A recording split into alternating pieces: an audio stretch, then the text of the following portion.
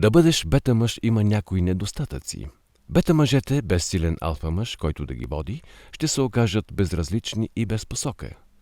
Бета мъжкарите може да имат трудности да открият своята цел в иерархията без влиянието на силен алфа, който да ги напътства и вдъхновява. Бетите също ще се разпилеят под слаба алфа. Алфа, който не разбира как да ръководи правилно, ще пропилее лоялността на своите бети. Бетите, които се намират под слаби или неефективни лидери, често стават недоверчиви и разочаровани, което ги кара да се откажат от мисията. Такива бета са склонни към разсейване. На тях им липсват фокус и проследяване, което може да доведе до много проблеми. Какво представлява мъжката енергия? Кои са 6 типа мъже? Към кой тип спадаш ти и как да разбереш от кой тип са другите?